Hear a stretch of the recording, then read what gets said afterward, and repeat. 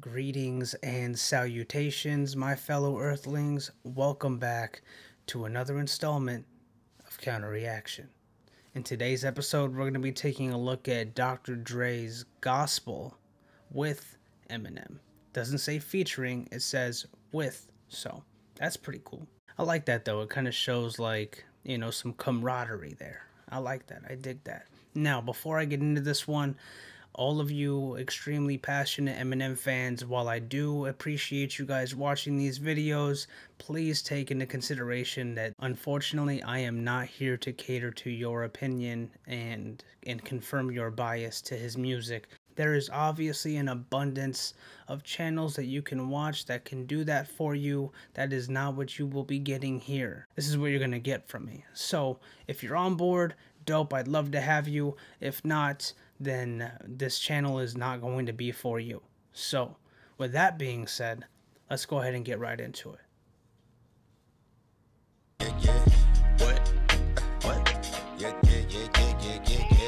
Dre, you ready? Is Em gonna come in first? Alright. Check. Cut him undercover. Timeless. Ready for him. Progress. Feeling like I'm just getting started. 2 shots back for my dearly departed. You are now dealing with a monster. Bullshit. Profits. Doc Dre, bitch, I'm a prophet. Black Wall Street, niggas know where the stock is. Try me. Niggas never see me, but it ain't hard to find me. Unwinding, shit's blinding, still grinding. I'm sure Em wrote that part. The stock double entendre. Okay. Rising. Stop talking about the past, I'm the future, nigga. Nigga like me, still here, motherfucker, go figure. Looking for my next gold digger. This summer here gonna be colder than winter. Already told you, I fold you like hundreds of billions, and you can go missing, put that on my children. Bet that, nigga what? Regret that, run it up. And I'm about to sum it up. This shit here, that problem. Living at the bottom of a bottle. Full throttle, my motto. Fucking with me like fucking with the lotto. That awful in your nostril, in a brothel. This is gospel, yeah. I'ma need all that pronto. Yes, sir. I'ma ride till I die. Give a fuck if you bitches die. Put a motherfucking hole in your face. Back up, bitch, don't even try. I am that motherfucker, been the coldest. Why you on that? No one know us over. Okay, so the beat is super dope. I like it. It's so far it's very simple. Nothing that really stands out to me from a composition standpoint. Dre's verse was okay. He utilized like that 3-6 Migos flow for a very brief second, and it has evolved into something that it wasn't really supposed to be. It's definitely been overused.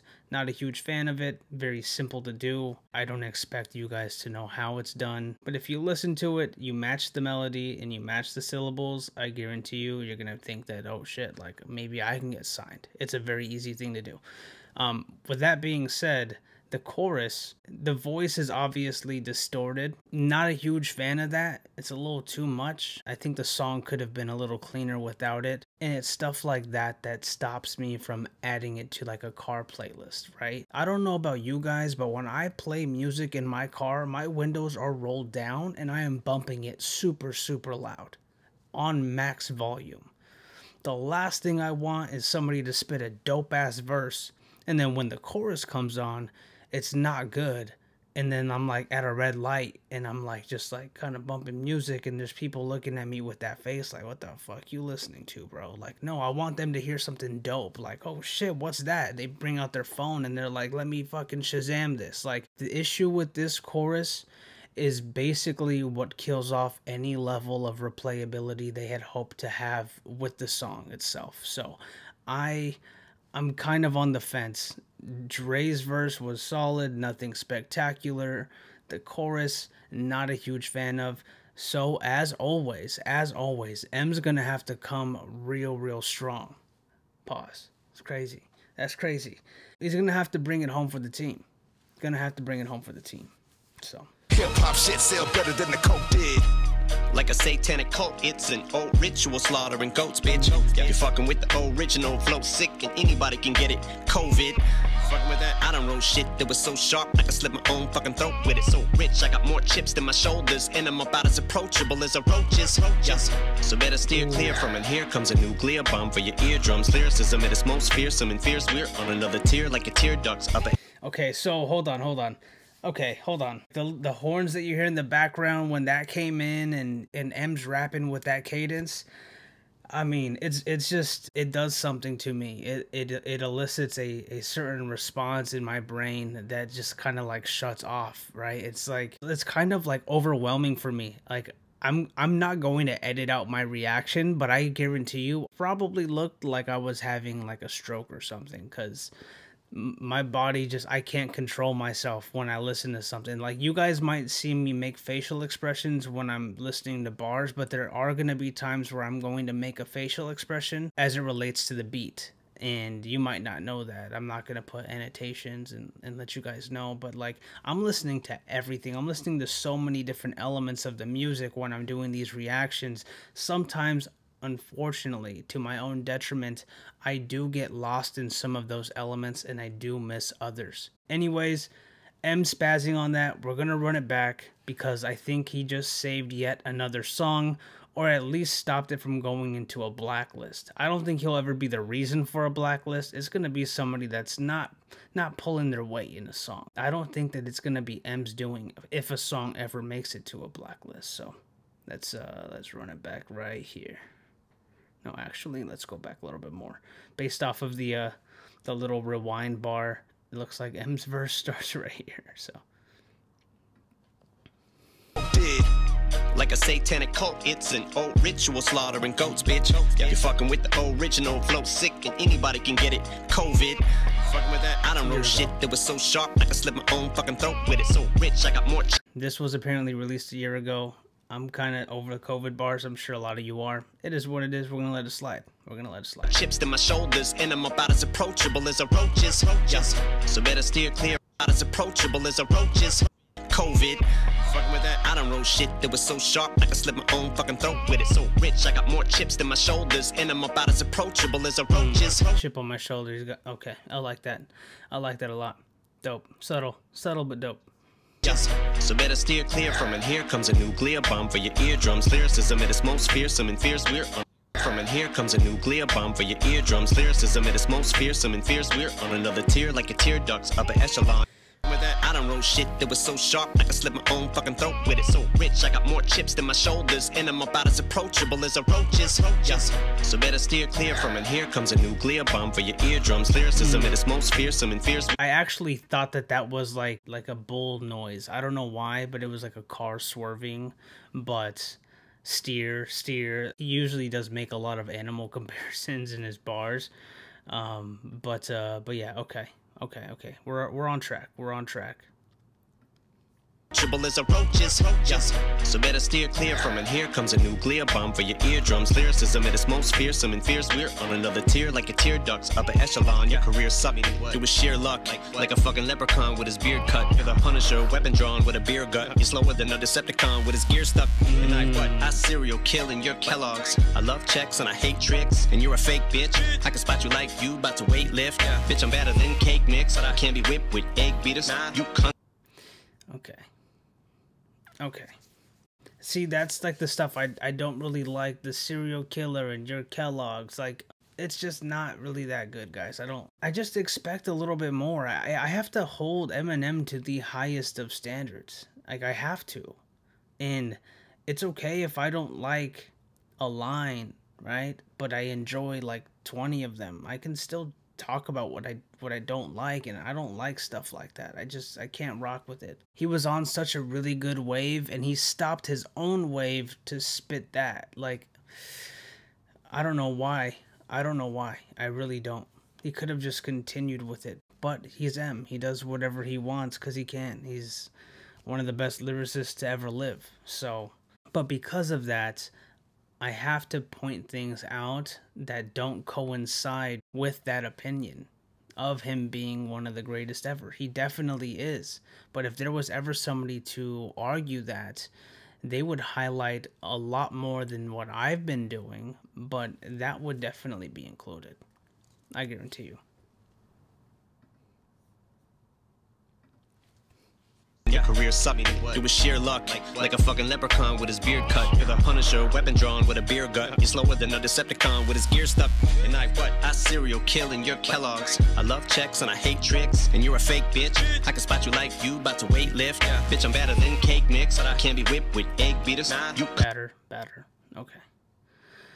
Okay, simple stuff. I like it. It's clean. I mean, it serves its purpose. But yeah, I don't know if he's doing enough to bring this back. He might. There's some really dope parts in this song. Very, very dope parts in this song. Let's see. Let's rewind it back a little bit.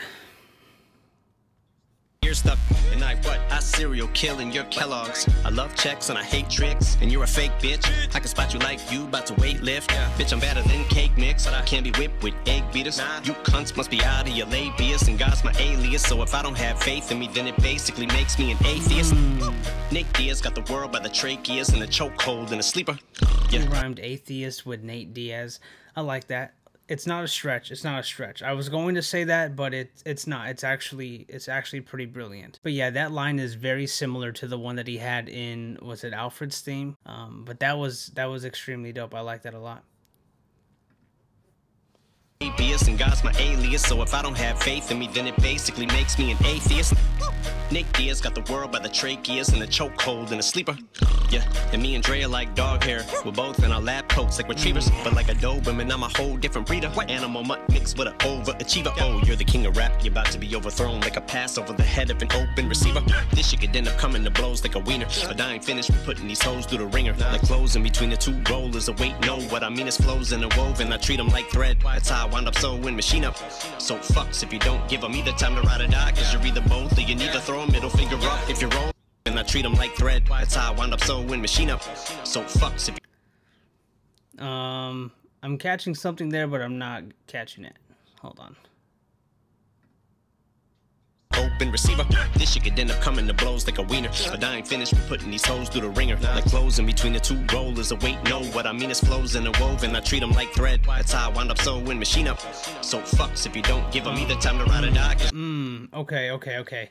So it's like it was definitely like a sort of like sewing machine scheme, right? Where he had thread, and there was definitely a few things that tied into that punchline, and I just put it together, sewing machine up. And as you guys know, I have not reacted to or watched or listened to the beef that he has with Machine Gun Kelly. I know that you guys have mentioned it. You guys have told me a little bit about it in the comment section.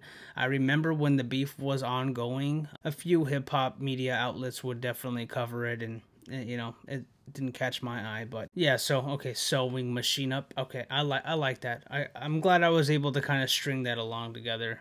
I do need to react to that little beef that they had, so we'll get to it at some point. I promise. Cause you're either both or you neither. Throw a middle finger up if you're rolling, but me, I'm gonna like thread. That's how I wind up sewing machine up. So fucks if you don't give them either time to ride or die, cause you're either both or you neither. Throw a middle finger up if you're rolling, but me, I'm gonna ride till I die. Give a fuck if you bitches die. Yeah, we're not listening to that part again. So yeah, I mean, I think he killed that verse. There's some parts that I like a lot more than others for sure, but that's every M verse. That's every verse from any artist that I listen to in general. When I'm enjoying music and I'm listening to it and it's serving a purpose, I don't critique it. I don't need to. This is my first reaction. The songs that I've critiqued on my own, they made it to a playlist. I don't critique them again. I don't speak on it again. It is what it is. I've accepted them for what they are. But on first listen, oh, for sure. When I'm listening to a song before I add it to a playlist, I'm figuring out what I like and what I don't like. And then I take it from there. So if I ever listen to these songs from Eminem again, I'm not going to critique them. I've already accepted them for what they are. Either they make the playlist or they don't make the playlist. That's just it. There was only about one or two low points that I can say that would kind of make me lean more towards putting it in the no playlist category. But I do think that some of those cadences were pretty unique in their own right. And I honestly feel like he saved this song. He saved this song. I have to judge it fairly. Oh, man. The beat's dope, those horns coming in, and he's like, like really clean cadences. I love that part. That was dope. It's probably one of the best things I've heard M do. I do have to make a decision, so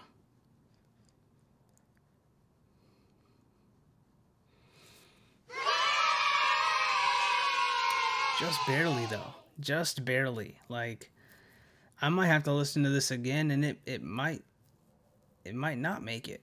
I'm definitely not playing this when I'm out with family and we're cooking and stuff like that and hanging out. Like it's not one of those songs. That's not what it was made for. But it would make pretty decent background music, and we're just gonna have to leave it at that. Anyways, that's gonna be all from me for today. Thank you guys so much for watching. All the likes and love is greatly appreciated, and I'll see you guys on the next one.